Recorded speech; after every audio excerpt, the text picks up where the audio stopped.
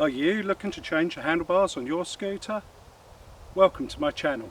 I'm Alan, host, and I will today guide you through how to strip down the handlebars off your Vsett 9 or 10 plus. The reason I did mine is because I ride off-road quite a bit and the bars were shaking and making an awful lot of noise. Here's some reasons why you might want to do yours. Maybe for lightness, maybe for looks, you want to pimp that ride up. But here, for me, it was down to practicality.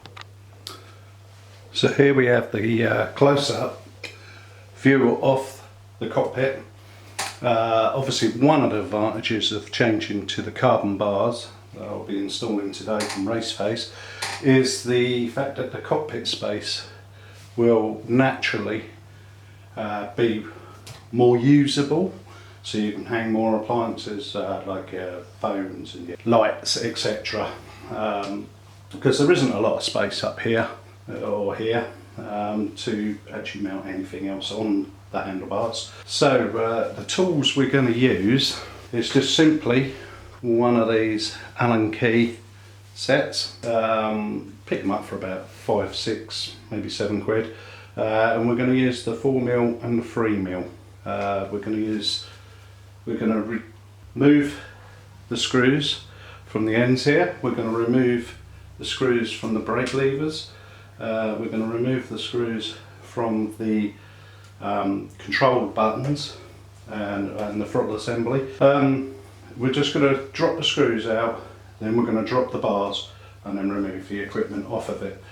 The idea is that we'll start at one end, we'll take the screw out and we'll place them down in the order that they came out off the bar. That way then, when you come to reassemble, you know what screw went where.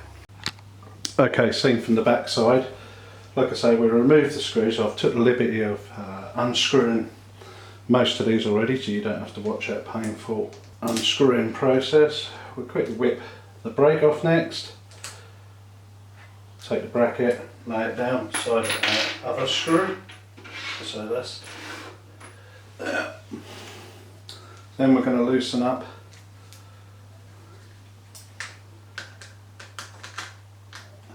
with the 3mm.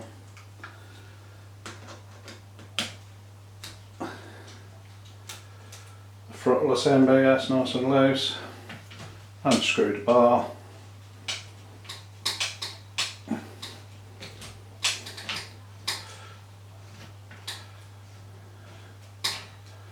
And drop that down ready. This side, we're going to take the one at the end. I've already done that. Take the brake lever off. Again, I've loosened these off already. Lay that down to one side. Then with the 3mm again, I'm going to loosen off. Now this is a problem I found with this one. It was cross-threaded from factory, so that's super tight. It can't be unloosened any further than that. I've had to put tape on it in the past.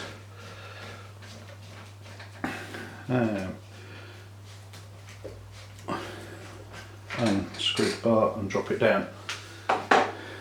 Now this, just check this is all in focus. This should all be quite easy from this point onwards. Just to slide the equipment down and off the bars. So slide off. Not forgetting I've got the indicators on them, so they ain't gonna fall anywhere. Slide the equipment off the bar at that end. Slide the equipment off the bar at this end. You might have to bend the whole wiring assembly down. Here's the problem with my tape. So I'll remove my tape. So I should be able to slide that off the end. Super. So now we want to release the old bars off the system. I've already weighed the new bars, and the new bars are 155 grams. Carbon fibre, Raceface. I've gone for Raceface only because they're a Canadian brand and they've been used in mountain biking for quite some time, so they're up for the stress. of dealing with that sort of terrain. Obviously carbon fibre is one of them things where you're going to worry about whether they're going to snap or, you know, just how sturdy they are, because we exert a lot of force on the bar. Let's see if I've done this one. Enough. Right, we should be able to remove this whole assembly.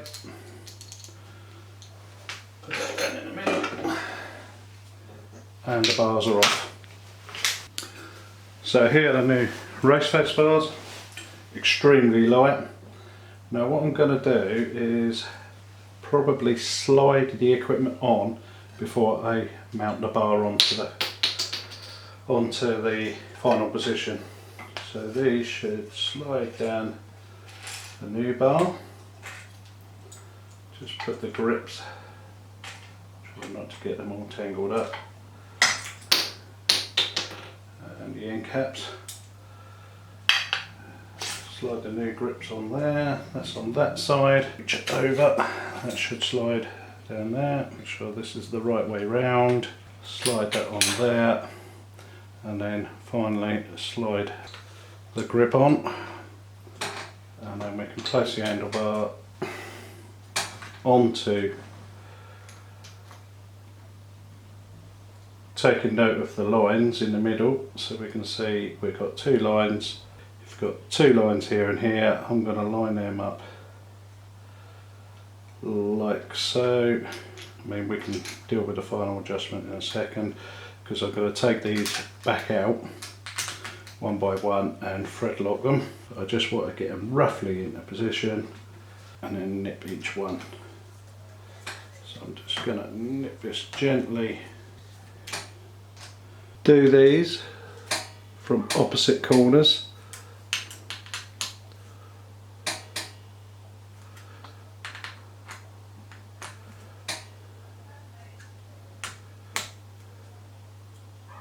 So next up we want to work backwards through the grips. So that's as far as that will go there, that's as far as that will go there. Here's a slight issue. Right, you want to get them two on this side, but we need to mount the brake on first. So we'll go and slide them up to one side, grabbing hold of equipment. We're going to need to put a bit of thread lock on that.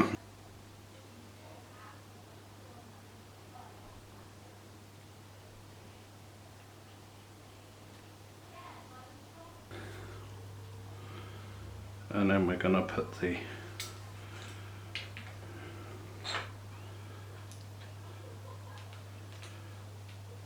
brake lever back on gently. 4mm Allen key again. Just tighten it down. Now with carbon fibre bars you have to be really careful. Has that even started? Yes, sorry, with carbon fibre bars you have to be really careful that you don't crush the carbon fibre. So we're just going to get these more or less into position and then set them up for our hand and reach angle. So again, on this side the bar's always already all the way on the end. Throw the body out of the way.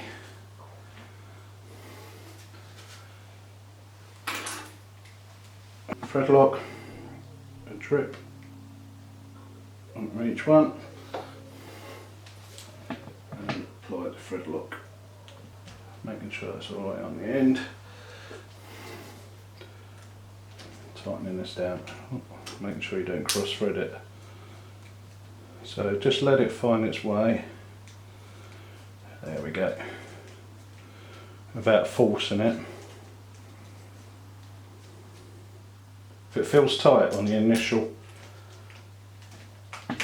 threading in, then it's trying to cross thread, so just back it off, try again. It should find the thread and home down without the need to force it all the way. So we're there, thereabouts. We'll quickly get this one into position first, and the reason I say that is because the two bolts on the back side are not readily available when the brake lever's in. So just back that lever off a touch, put the brake lever down low, out of the way, bring this up to the required angle. With the 3mm, tighten that one down until you're happy. Now that's a plastic thread in that one.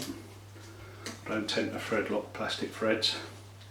And we're nice and tight but not over tight. Check these. Don't come loose. Yeah, put for quarter of a turn there, quarter of a turn there. Now that is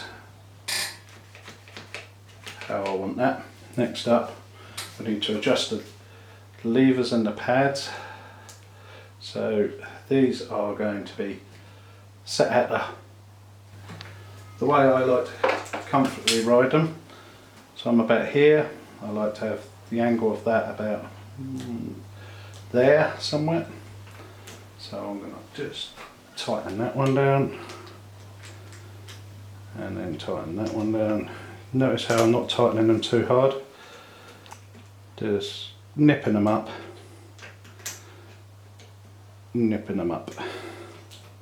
That's perfect for me there. Now with this one, see how that comes up behind the eye. For my angle, about there is good. So just nip that one up.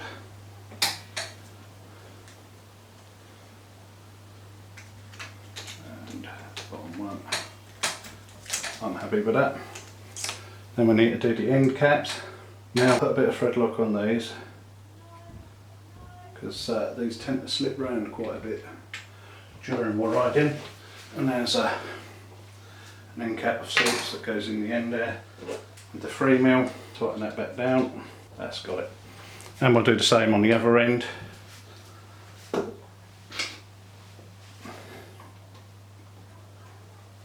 Oh, bit of thread lock. Pop that in the hole. Got to grab the end cap that fell out on the floor. Pop it in the end, and then we can tighten that back up. Same as what I did before. 3mm, thread lock bolt. Put that in there like that. Whilst we've got the 3mm out, we can now adjust up where we want our horn. Now because the bars are slightly wider, you'll notice that the wires are getting pulled slightly more. We need to do the horn first. Give it a little bit of space there.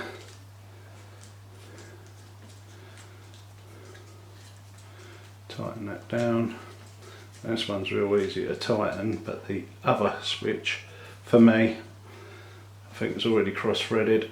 I can't back screw out. Yep, that's good for me. So we'll have a go at tightening it up. And that's as tight as it goes, and it's still loose. You can see why I had to have tape on it last time. So I'll go ahead and re-tape that one for the time being. Now we just need to finish off by tightening our bar in straight, but remember I need the thread lock tight. Now that should be rock solid. So what we'll do now is I'll sort this switch out here. We'll take it for a ride, and I'll give you my feedback, what I feel it is, what it's like. Meanwhile we'll just check, make sure the indicators work. This is all lighting up okay. Indicators are flashing down low. That's good news. Haven't broken any wires that side. Indicators are flashing on this side. That's good news. Throttle assembly's all up and running. Brakes are where I like them. So let's go and take it for a ride. Okay guys, so now I've had a chance to have a ride on it with the carbon fibre bars. I can let you know that overall having the extra width does make steering a lot more easier.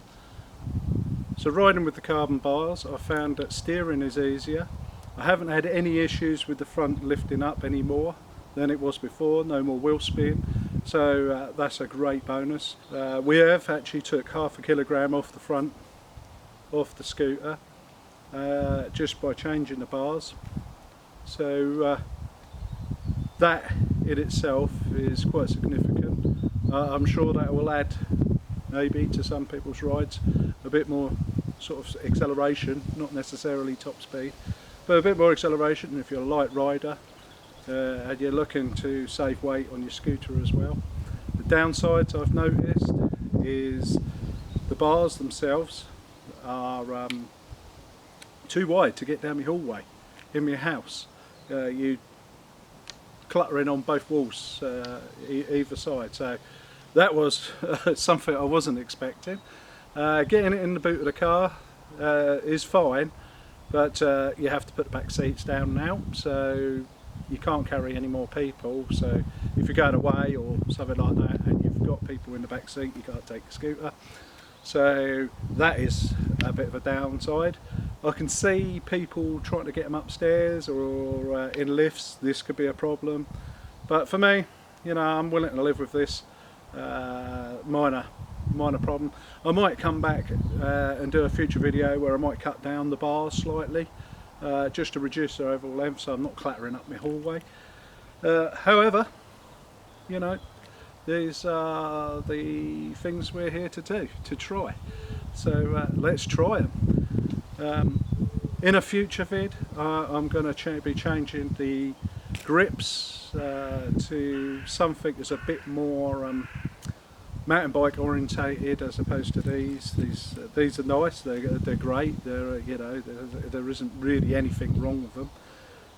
But for me, you know, I'm here to change things, and this is what I need to change. Obviously, I'll have to deal with the issue with the indicators because they're amalgamated into the grips on the Vsetts. I'm not quite sure about the Vsett 9, but I'm pretty sure that they are like that on the Vsett 9 and the 9 Plus, but on the 10 Plus they're definitely like this, on all three models, battery models. So that is something I need to overcome. But again, I mean, just by adding the bars, I've created a lot more real estate on the bars here to put my lights on for winter. Okay, till the next vid. Peace out.